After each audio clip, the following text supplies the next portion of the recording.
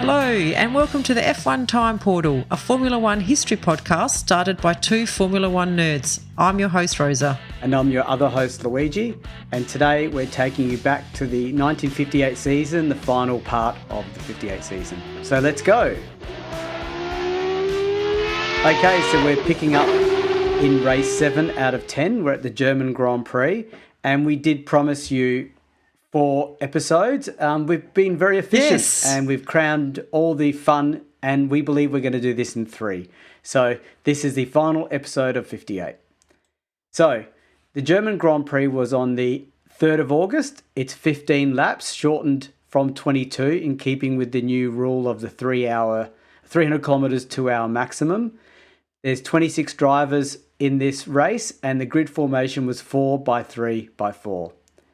So Ferrari entered this race with their new usual trio of Hawthorn, Collins and Von Trips. So obviously with Musso going, Von Trips has been promoted as he was in the last race, I think, and also included Phil Hill to drive in the F2 race.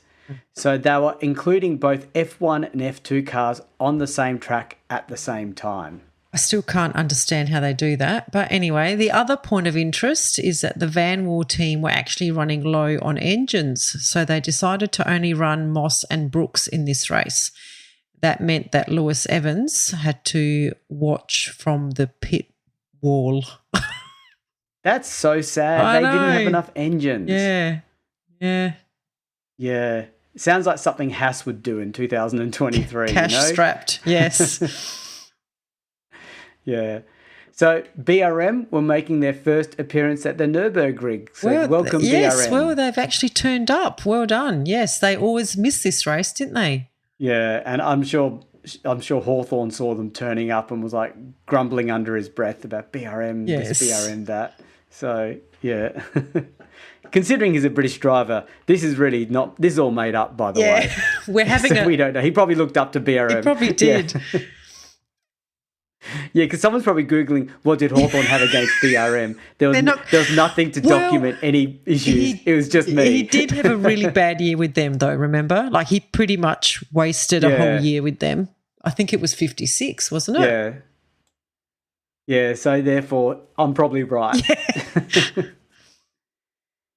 Although BRM were having suspension problems at this Nürburgring track, just like Van Wall had in 57.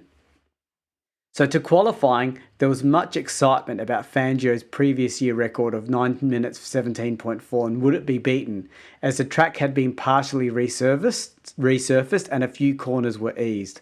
So it came. Hawthorn did an incredible lap of 9 minutes 14 to claim pole position, with Brooks not too far behind with 9 minutes 15. So unlike the mixed grid of Britain where it was a different mark on each row, we had Ferrari on pole alongside the two Van Walls of Brooks and Moss, who were 2nd and 3rd, rounded out by Collins in the Ferrari in P4. So some comments about the F2 grid. Phil Hill was the first with 9 minutes 48.9, and he claimed overall 10th on the grid. So there were 26 cars present, and of those 26 cars, 12 were F1 spec cars. So this means he must have out-qualified 2 F1 cars in that F2 car. So pretty good effort by him. So I'm sure that got the attention of Ferrari. Yes. Yeah, so with race start, the Van Wall pair got away very strongly with Moss leading. However, Brooks was soon passed by the Ferrari pair of Hawthorns and Collins. By the end of lap 1, Moss was leading by 6 seconds, followed by Hawthorn, Collins, Brooks and the rest. Moss then did the incredible. On lap 3, he set a time of 9 minutes 9 seconds .2. Wow, that's even better than the incredible pole time set by Hawthorn. Like, he smashed it. Yeah, definitely smashed it, and he extended his lead to 17 seconds, which is pretty massive. Unfortunately, on lap 4, Moss's Van Wall came to a halt with the magneto failure. No. Wow, we have to pin this. Like, given the championship standings, like even the Grand Prix book by Mike Lang states the Moss Gremlins were to strike again. That is so sad. Not only because we are pro-Moss, pro-British, which we're not really, But because we know Moss doesn't win a championship, and this year just looks like the one, you know? Yeah. And he was up there. If he wasn't winning races, he was leading them. Yes. And then this happens. Yes. And he doesn't have share drives to turn to. I reckon if they had share drives this year, he would be world champion. Absolutely. Yeah. Who would have thought? Yeah, because don't forget, Ferrari certainly weren't doing it. So they keep stuffing that sort of stuff up. Yeah. So he could only gain points. So, yeah. So Moss's retirement left Ferrari in first and second with nearly 30 seconds in hand over Brooks's Van Wall. This triggered what was deemed a wonderful fight back. Hang on. Did Mike Lang use the word wonderful? Yeah. Wow. So what does wonderful mean? I looked it up because it was intriguing to me that Mike Lang used that word. So it means inspiring delight, pleasure or admiration, extremely good or marvellous. Yeah, interesting. So let's see if the fight back is in fact warranted of this term. A lot to live up to. So Brooks, spurred on by pit signals. So I guess that's all they got. There's no pit radio. No. Spurred on by pit signals, began to wipe out the deficit between himself and the Ferraris. So much so that by lap 8, remember this is a 15-lap race, he was right behind the Ferrari pair of Collins and Hawthorn. So don't forget, he was 30 seconds behind. Wow. So he did an awesome job to close that gap. Yeah. By lap 11... remember, these are 9 to 10 minutes long, aren't they? Yeah. So these are massive duels again. Yeah, so when they say 1 or 2 lap duel, that's massive. Yes. So I should use the term time, not laps, because I think that's more clearer. I think so. So instead of saying after 2 laps, I'll say after about 20 minutes of ferocious battling, Hawthorn and Brooks. That paints the picture, doesn't it? 20 minutes, not 2 laps. Not 2 laps. So battling Hawthorn and Brooks were side by side, and he nailed the pass and then soon passed Collins for the lead. So he went from third, 30 seconds back to going into the lead. Wow. Collins hung on to Brooks as best he could and began to put the pressure back on Brooks, but then came tragedy. Oh, no. At a steep right-hand curve, flanked by trees, Collins overdid it and shot off the circuit, in full view of his Ferrari teammate. The Ferrari hit a ditch and somersaulted into a tree. Peter Collins was thrown out and sustained serious head injuries. He died a short time later after being admitted to hospital. Yeah, really sad. I mean, Collins was having an amazing year. He'd had a really good year last year as well. So, yeah, his F1 career up until now, he was only 27 years old. He was a relative young gun for this era, as we know, that we did say that drivers were getting younger, and he was one of those, that crop of drivers. And he joined Ferrari in 1956. And he got, in those early days, he did earn a lot of admiration of Enzo Ferrari. And I think Enzo was, with the untimely death of his son from, as we said, from a fairly severe disease, turned to Collins for a lot of solace, and he almost treated him as a member of the family. And let's not forget that it was Collins that handed his car to Fangio in 1956, and which would eventually help Fangio win that title that year. And Enzo also made a quote on that act. He said that Collins's selfless act gained him a lot of respect and high praise from Fangio. And I quote, he said, "I was moved almost to tears by the gesture. Peter was one of the finest and greatest gentlemen I have ever met in my racing career." So that's really big words from Enzo Ferrari there. Yeah, very, very powerful impact these people had on each other, because they knew that when you send a driver out in your car and they pass away in your car, there must be a real bond of trust, and belief. And when something like this happens, obviously none of this is done intentionally by the Ferrari team. No. He would have felt that, like his son passing. Yeah. And he obviously had that connection, which is really nice. Yes. Yep. So the way he passed away was very similar to that of his Ferrari teammate Musso earlier in the year. Collins' passing had a major impact on his colleagues. In particular, fellow British driver Hawthorn, which we'll elaborate on later this episode, which happens later this year. Okay. Yeah. Yeah, I think Tony Brooks also recalled that he drove harder in that race in the duel with Collins and Hawthorn than at any other time in his life. So, yeah, it was a big impact. It showed the aggressiveness and the pushing that they were going. They were pushing right to the limit. Yep. And it amazes me that we don't have more situations like this, to be completely honest, which is a testament to the unbelievable talent these guys and skills, absolutely. So back to the race, which continued unabated, amazingly. Amazing, yeah. Hawthorn, no doubt in shock seeing his teammate fly off, retired soon after with a broken clutch. This left Brooks in the lead by over 3 minutes. With many retirements, this left Salvadori in the Cooper, who qualified 6th, in a safe second place ahead of Trintignant in the Cooper and Von Trips in the Ferrari. Von Trips was having a tough time of it, though, driving with minimal brakes, which I can only imagine would have been pretty hard on a track like this. Yes. Yeah.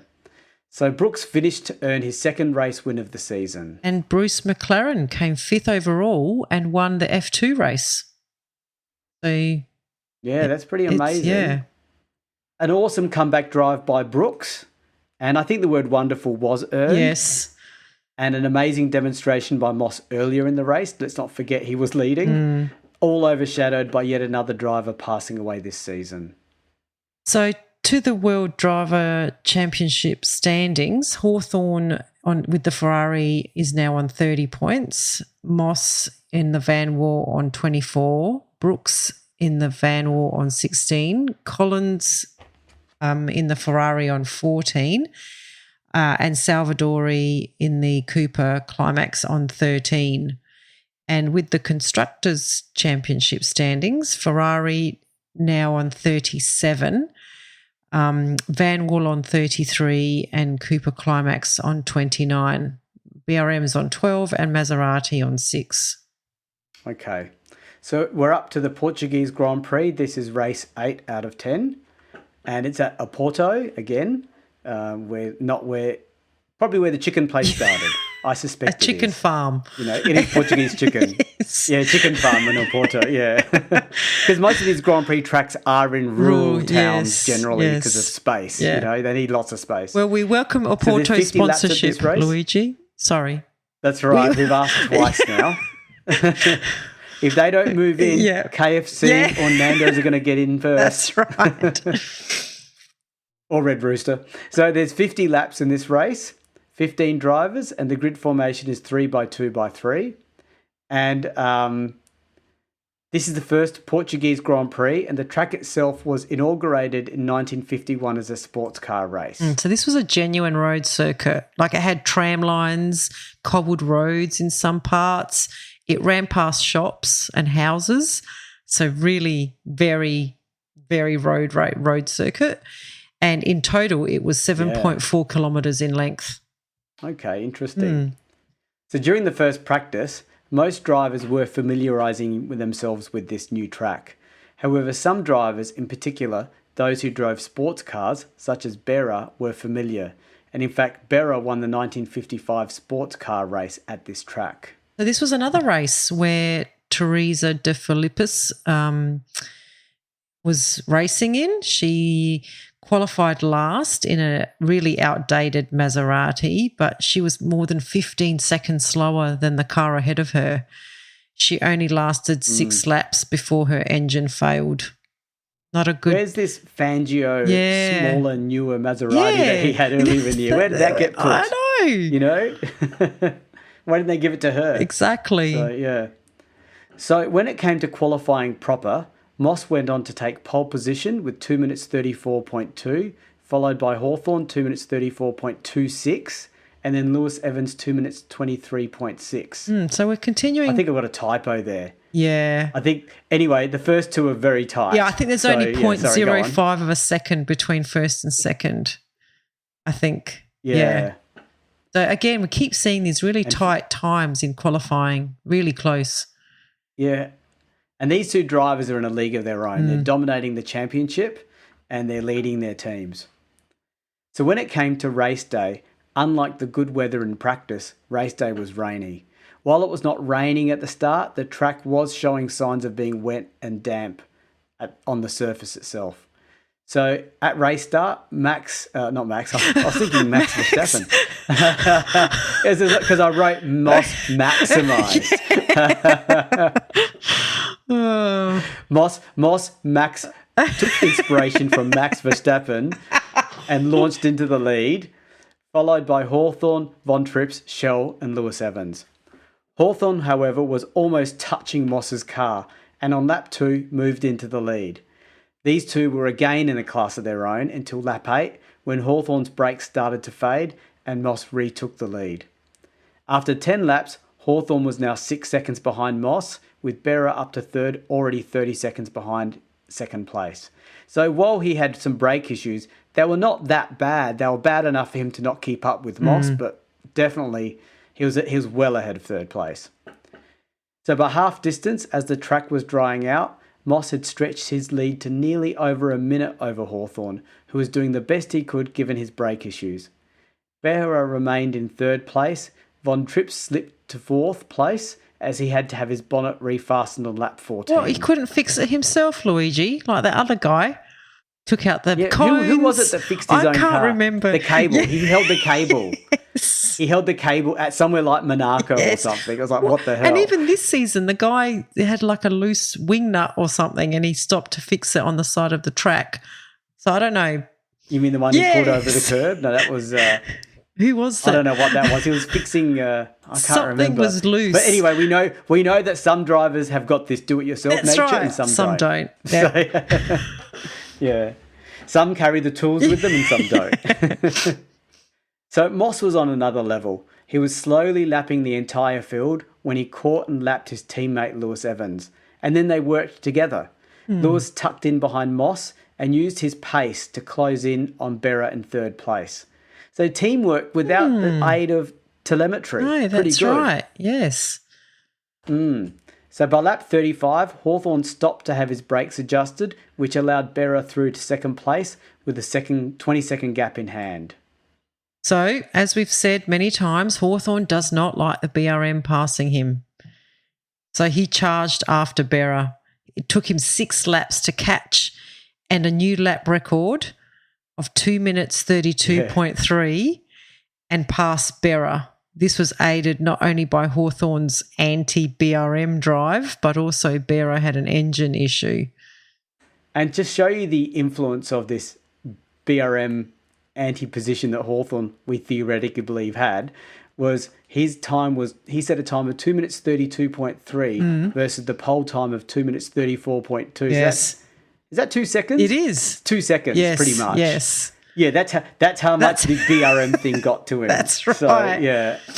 Yeah. It also helps that Hawthorn was trying to win the championship. Let's be honest. I was going to say he wanted to win the championship. Yeah. I'm sure the BRM beating was lower than the championship, but it would have been in his top 3 motivations of the day. Well, as much as we haven't read anything about an anti-BRM, it is playing very nicely into our narrative. So we're going to go with it. It is. And I'm sure if you try to research it, you won't find where he denies it. Yes. You know? He neither confirms nor denies it. Yeah, correct. So Van Wall, being aware that Hawthorn had the fastest lap, which is worth a point, held out a message to Moss reading HAW-REC, meaning Hawthorn record, as in fastest lap record. Okay. Moss read this sign as meaning Hawthorn regular. He must have seen the C as a G. Oh, no. And made no attempt to pull out that extra bit for a really fast lap. Oh, no, this means Hawthorn gets a point for fastest lap. So I think we need to pin this moment. Pin it, pin it, pin it. Yeah, this is a big pin moment. Yes. Really big one. So instead of going for fastest lap, Moss is messing around with helping Lewis Evans to catch and pass Berra in his ailing BRM. And this duly took place as Moss lapped him and Lewis Evans moved up to third place. So how does Moss help him? Does he hold up Berra or something? I don't know. Maybe because he had the pace, he was probably streamlining him, bringing him up, and then maybe when he got in front, he pulled him back. Okay. And you know what the sad thing is? That the team, the Van Wall team doesn't even get extra constructor points for this. No. You know what I mean? It's only their best car. Yes. So it's, I guess he's helping his teammate get points, but gee, at what cost? Yes. Yeah. So as Hawthorn drove his last lap, he spun off and can only get started by travelling in the opposite direction to the circuit. Uh-oh, that sounds wrong. Where's Ugolini when you need him? Is he still around? Yeah, Ugolini. I don't know. We've got to see where he goes. He must be in some management team doing some protest somewhere. So, yeah. There was an Ugolini impact of sorts, and I'd love it if Ugolini was involved. I know. Mike Hawthorn was initially disqualified for restarting his car against the direction of the circuit, losing 7 points essentially. Yeah. However, Moss had seen the incident which caused the disqualification and went to the judges to revert the decision since he felt Hawthorn had done nothing wrong. Eventually, Hawthorn was classified and retained his 7 points. Oh, wow. Okay, we have to pin this moment as well. This is huge. And I can't, Moss knew that Hawthorn was his main rival. He knew that. Yeah. Wow. Yeah. So this is where the gentlemanly thing comes in. It's not about easy driving. No. That's not the case whatsoever. It's about this sort of stuff, like Collins handing his car to Fangio. Yes.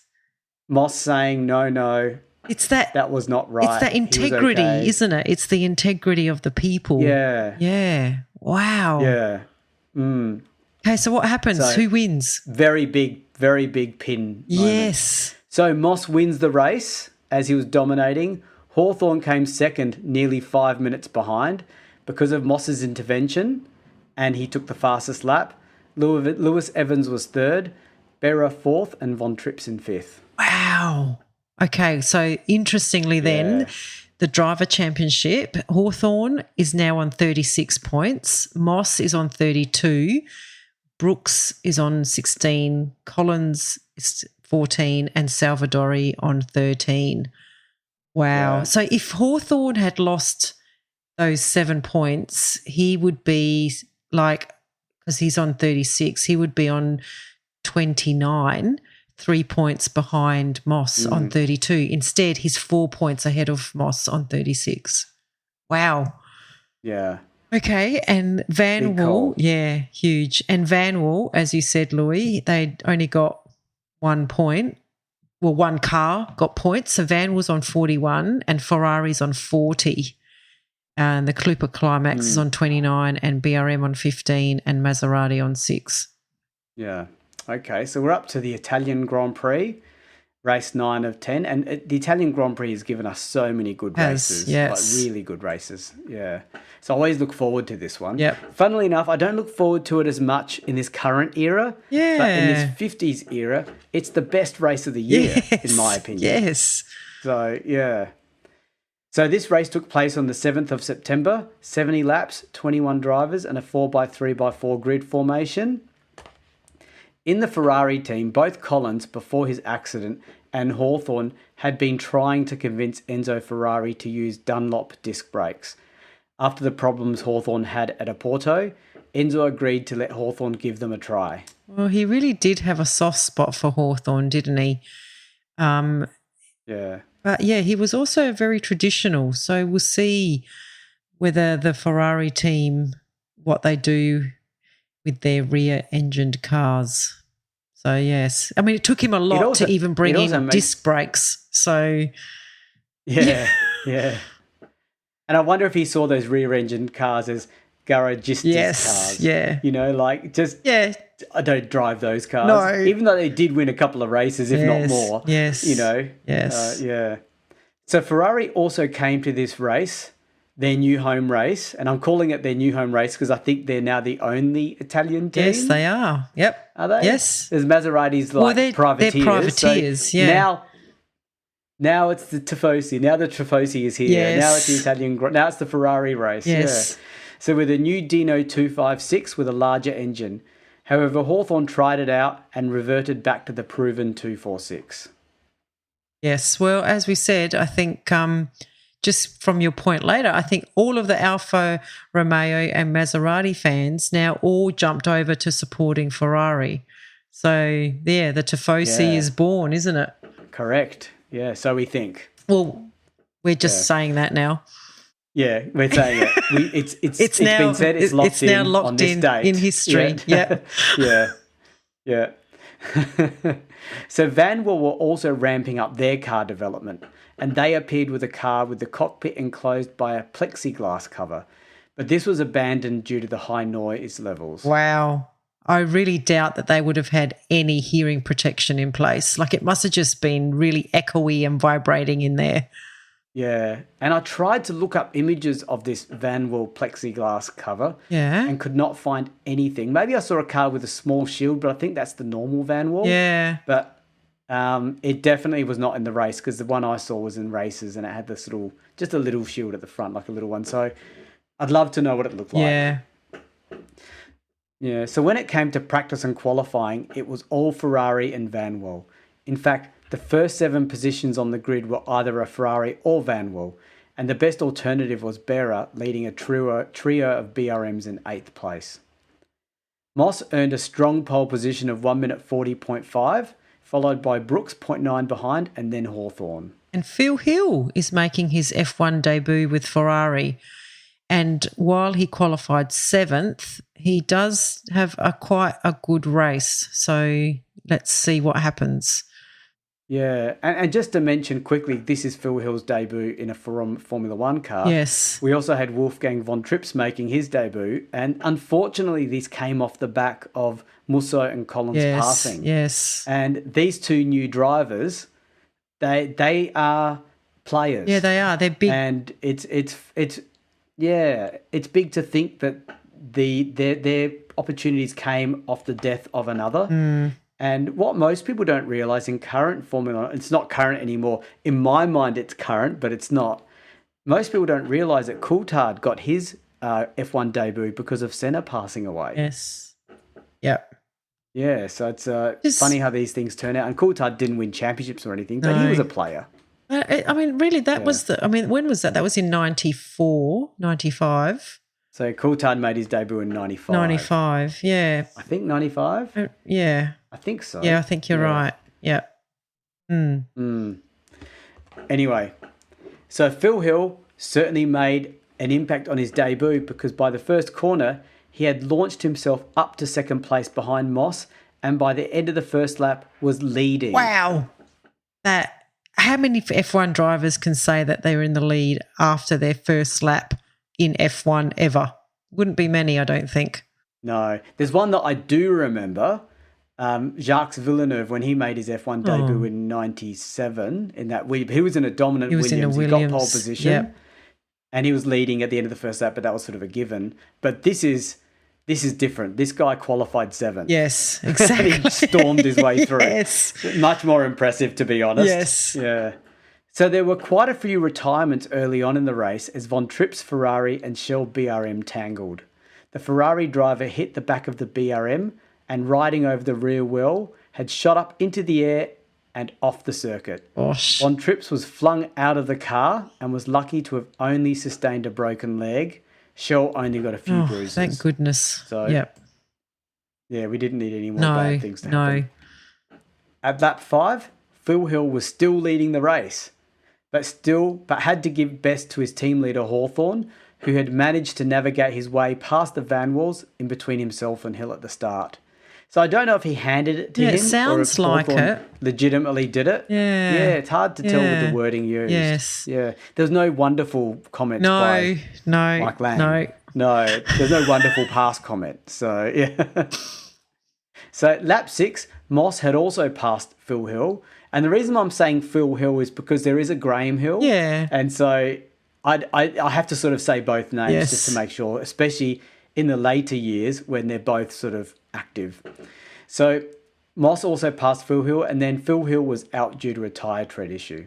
So good start, but bad luck. Shone bright. Yep. Yeah, and out. So we had another Hawthorn Moss duel with Lewis, Evans, Brooks and Berra close behind.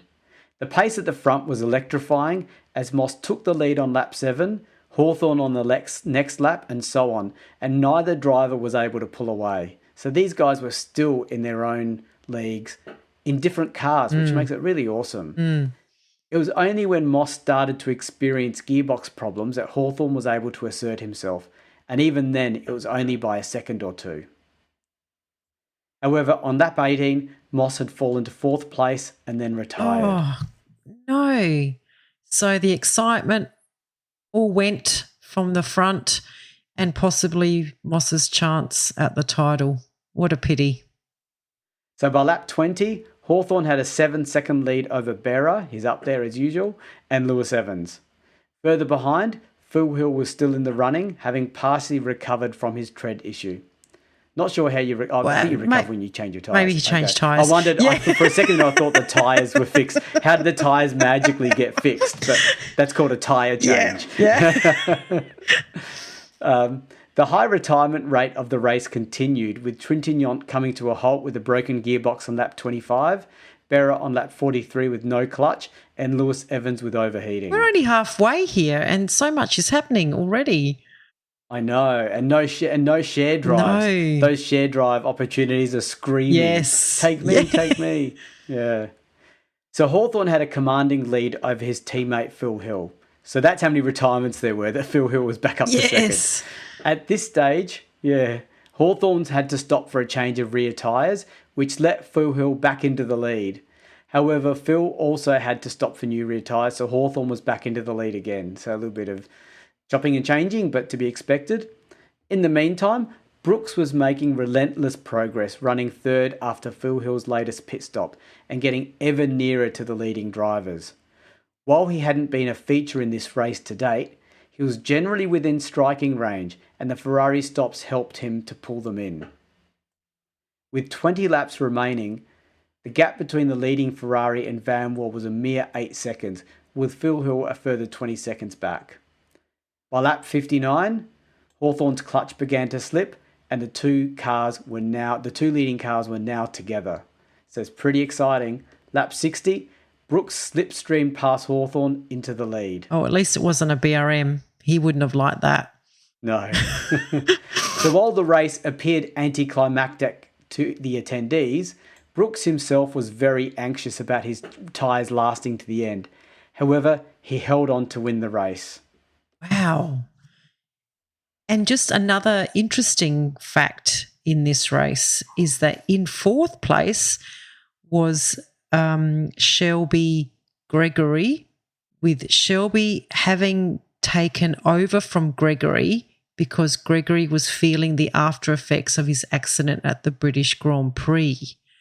So the organisers decided to disqualify, because obviously you're not allowed to jump in each other's cars, but then changed their minds. Like, this is classic FIA, I have to say. It's really complicated. I couldn't figure out. Well, it would take too long to explain why they changed their minds. Yeah. But their position was reinstated at 4th place, but they weren't awarded any points. So what was the point of that? Anyway. You know, the interesting thing about that, they've set a precedent here. Yes. But what it says is you can feign injury from an earlier race, share the drive, take a high position, and at least stop someone else getting that 4th place. Yes. You may not get the points, but you stop someone else from getting the 4th place. It's just ridiculous.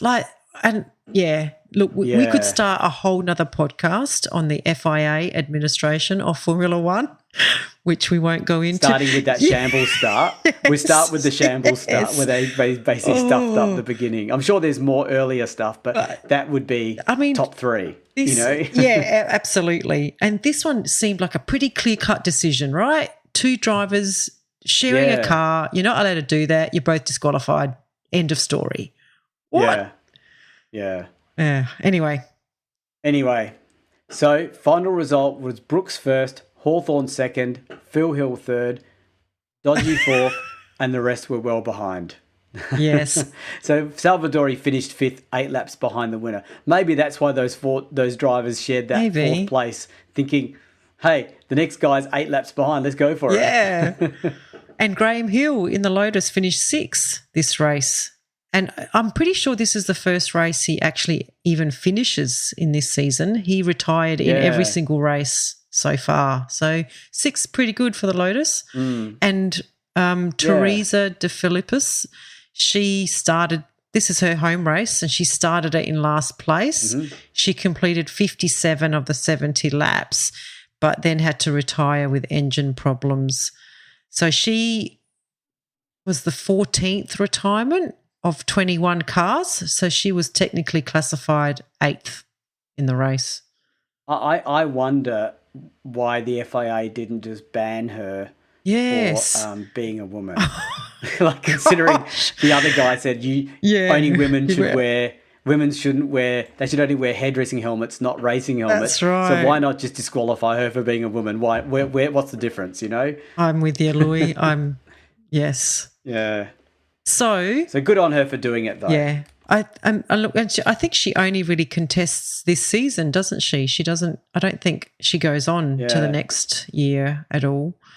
Okay, so the World Driver Championship standings are Hawthorn in the Ferrari on 40 points, Moss now a little bit further behind on 32, Brooks on 24, Salvadori on 15.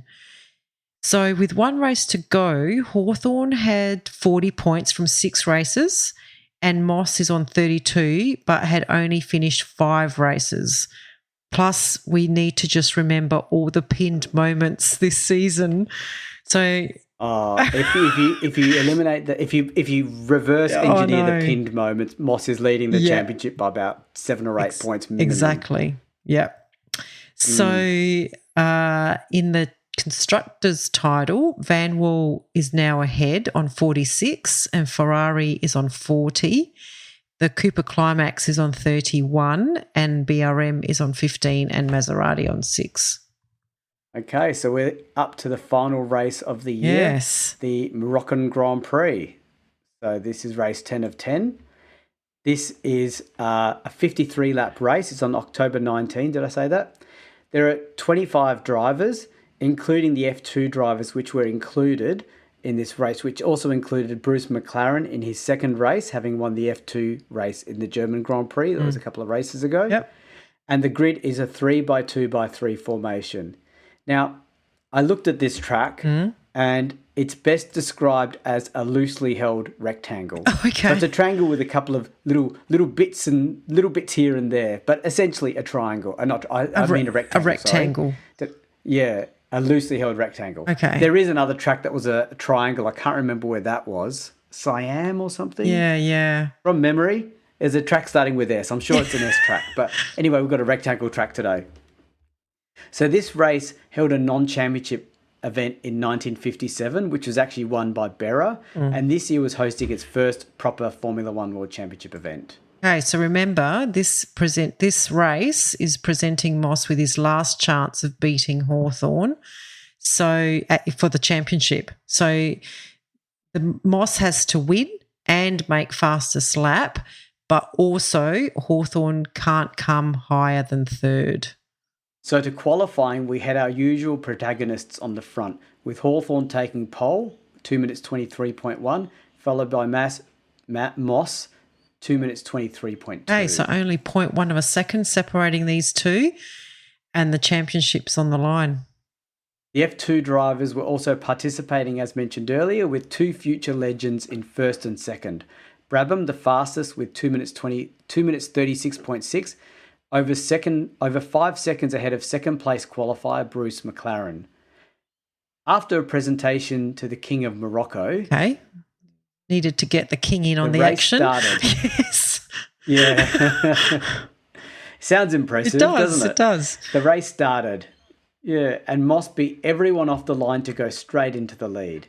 Again, the American Ferrari driver Phil Hill nipped through from the second row to sit right on Moss's tail. It's a bit of a starter, isn't it? Yes. So the pair went around the circuit side by side quite regularly. Then, lap 3, Phil Hill left his braking too late and he had to take to the escape road. Hill recovered quickly, with only Hawthorn and Bonnier going past. So by lap 6, Hill repassed Bonnier and Hawthorn, waved him through into second place. So that's interesting. Hawthorn basically, whether it was strategy or just like you seem to be on form and all I need to do is come third, off you go, Hill. Yeah. Moss by this stage had pulled out a useful lead and Hill couldn't get near Moss. Okay, so now Moss is in the right position and so is Hawthorn for Moss to secure the Drivers' Championship. So Brooks, who qualified 7th, was on a charge and on lap 12 had moved past Bonnier and then past Hawthorn to displace him from 3rd place. Also, he was in the running to win the championship, but now he's not. Now he's not, yes. Because he's been pushed back to 4th. Yes. At about this time, Moss crumpled the nose of his Van Wall against Siedel's Maserati, who was lapping for the second time. Gosh. Luckily for Moss, the Maserati had come off second best, so no gremlins there for Moss, luckily. So after 20 laps, Moss's lead was about 14 seconds. He had also secured a fastest lap of 2 minutes 22.5. And just to emphasise, the pole time was set by Hawthorn of 2 minutes 23.1. So he'd gone 0.6 ahead of pole time. What driving. Like he must have been pushing super hard to get that point. He wasn't going to do a Hawthorn regular mistake again, was he? No. No. So further back, Hawthorn fought back against Brooks because he knew he needed to be third. And for 11 laps, the pair had an aggressive battle for 3rd place. This was more than the Van Wall engine could take, and by lap 30, the engine blew. So I'm calling this a pin moment because he was having a tough time with Brooks, and Brooks was obviously, or Van Wall was, not Van Wall, Brooks was trying to do his best to probably dislodge Hawthorn to help his teammate. Yep.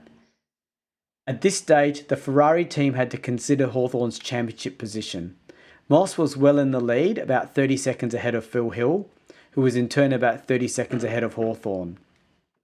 So Hill was given the ease up sign, and with 13 laps to go, Hawthorn moved up into second place. Oh, wow. So team tactics working for Ferrari for once. Poor Moss. Yeah, yeah. I think the poor Moss was many races ago. I think so. To be honest, this is like, whatever. It's already done. Yeah, poor Moss. Yeah, it is poor Moss now. So Lewis Evans in the Van Wall could do little to help his teammate. And on lap 42, while in 5th place, his engine blew.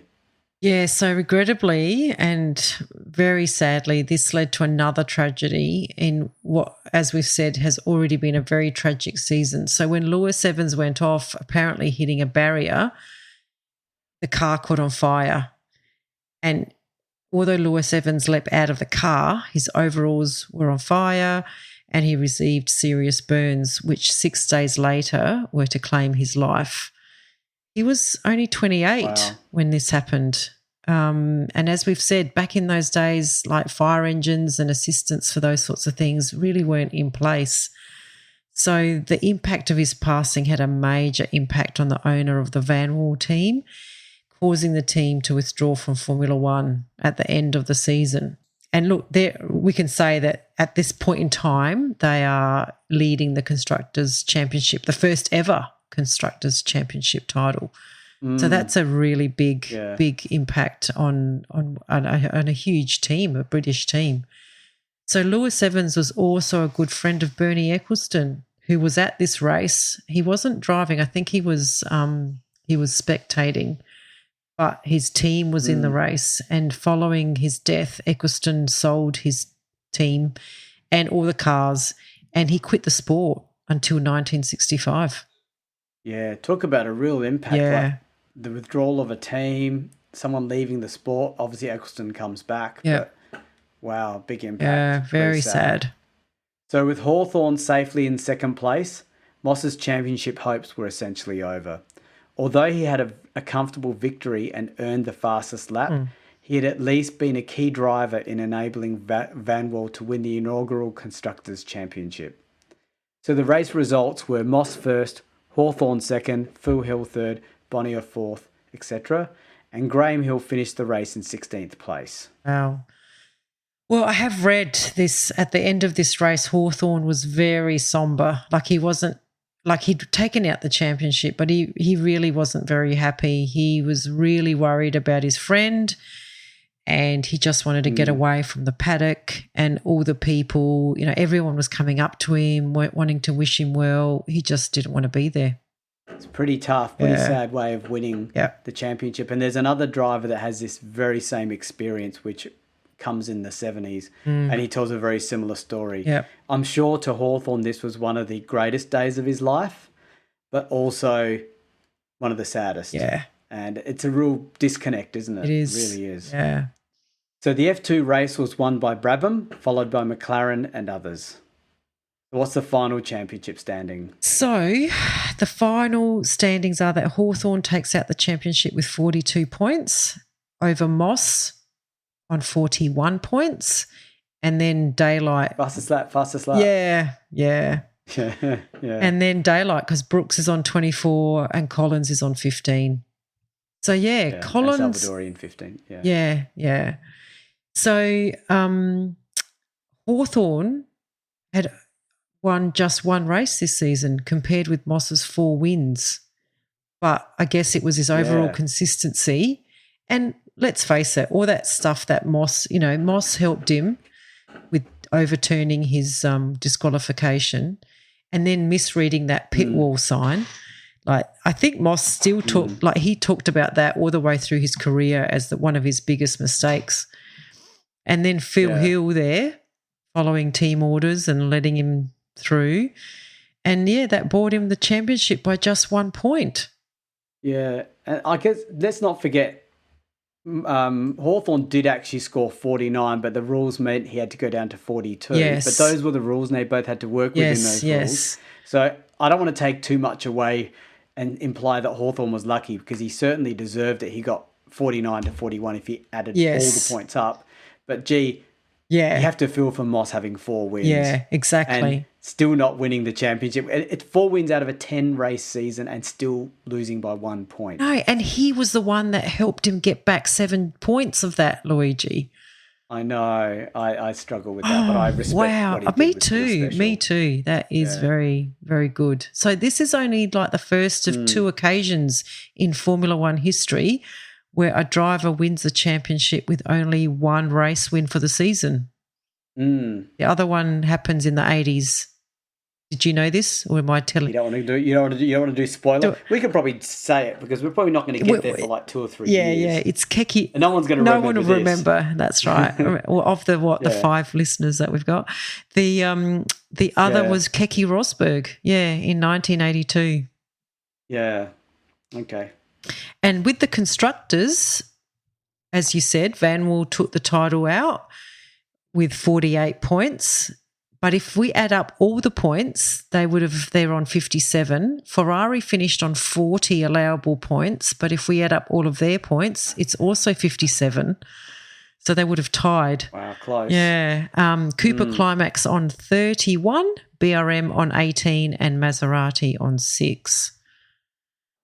Yeah, so just a little bit of a postscript on this, though, because the tragedy of this 1958 season does extend a little bit into the January of 1959. So as we know, Hawthorn, he had had a pretty hard year with seeing some of his friends, lose their life. He'd also been considering retirement even before the German GP. I think I've mentioned before that he had a bit of a kidney condition and he's actually quite unwell. He had lots of bouts of fainting and, he just wasn't really well. I think one of his kidneys had already packed up and he only had one working kidney at this stage. So he was already considering retirement, and the death of his friend Peter in Germany kind of made that a certainty, and he announced his retirement shortly after that last race in Morocco.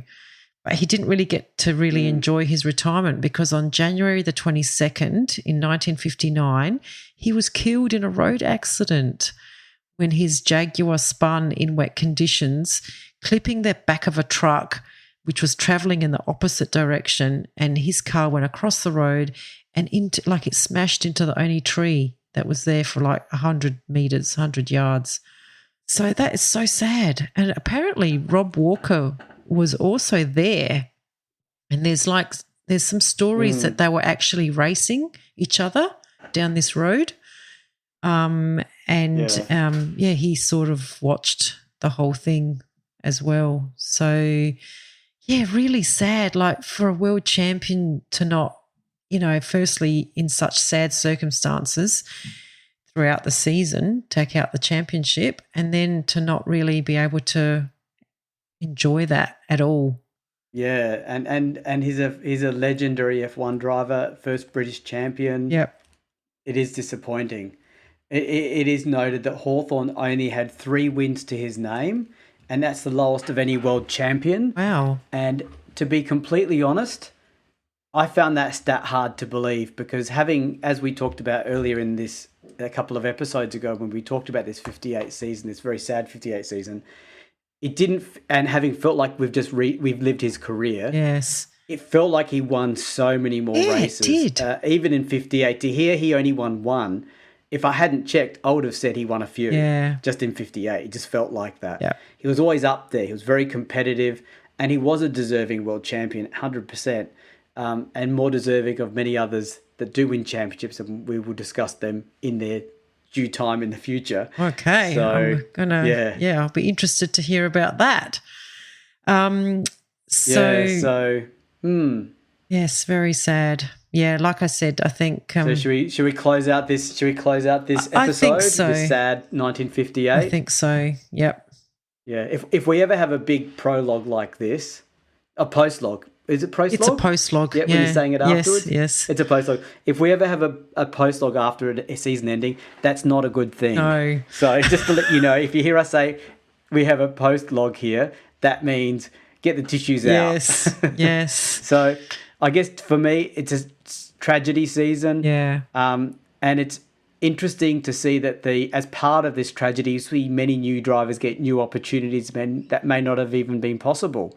I.e. Phil Hill, Wolfgang von Trips, and others. So and they become themselves key players.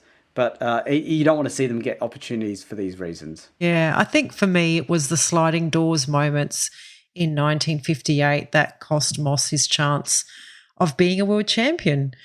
I guess reliability was a big factor in those days. Like we are hearing more and more of all the retirements and things. But look, he was definitely in the nice guys category of drivers, I think. So, pretty sad. I think he is quoted as saying that he didn't want to be the guy that just won one championship. He'd rather be the guy that never won one.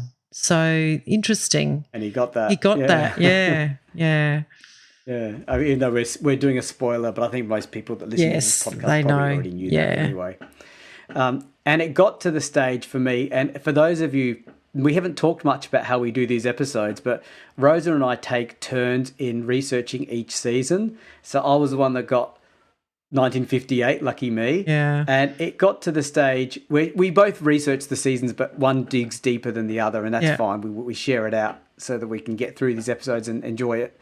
It got to the stage where I was just happy to read and research a race and not have a death. That's how it started to feel for me. I was like, oh, lucky no one died this race. That's such a relief. Yeah. That's what it felt like. I know. And like I said, because we've been like living these careers of these drivers, I really feel connected to them. And like the death of Collins was really hard to read. Another nice guy of racing, remembering what he did for Fangio. So, it gets really hard when big things like this happen in the seasons. I guess the other big thing is that finally the rear engine cars have, I think they've proven that they're strong and stronger than the front engine cars this season. So it will be interesting to see if, even the old-fashioned traditionalist like Enzo Ferrari concedes that mid-engine cars were what his team needs to be competitive, and whether Ferrari have a race-ready one for 1959. You wonder, with Enzo Ferrari being such a sort of traditionalist, he's going to say, no, engine must be front. Yeah. Tractor has engine at front. Racing car must have engine at front. Yes. Yes. He grew up in a farm in Italy. That's right. And the tractors had their engines at the front because that's how you plough the field, you know? Well, something has to change. So it'll be interesting. So, yeah. Let's see if Ferrari follow what's happening. Yeah. So, see you all next time, guys. Yes. Bye, everyone. We have a Patreon. Yay, we're a professional podcast now. So it means a lot to us if you are able to support the F1 Time Portal podcast. For a small monthly fee, you not only get ad-free podcast content, you will also receive special episodes that are exclusively uploaded for our Patreon financial supporters. We promise at least 2 additional exclusive episodes each month aligned to the decade we are up to in the show. And you will also be able to make suggestions about any special episodes you may want us to research and present. We can't promise that we can do all of them, but we will consider them. So, if that sounds like an entertainment bargain to you, go and sign up at patreon.com/F1 Time Portal today. If you're enjoying our podcast, please tell your friends and non-F1 friends alike. Yeah, and don't forget to rate us 5 stars or whatever highest is available on the podcast platform that you use. We have a range of social media handles for you to connect with fellow listeners, so look up F1 Time Portal on all the usual platforms. Or visit us at www.f1timeportal.com or email us at f1timeportal@gmail.com. We would like to give credit to our primary reference materials, a series of books called Grand Prix by Mike Lang. We also use many other written and digital references, which are in our show notes. Thank you for your support. Thank you.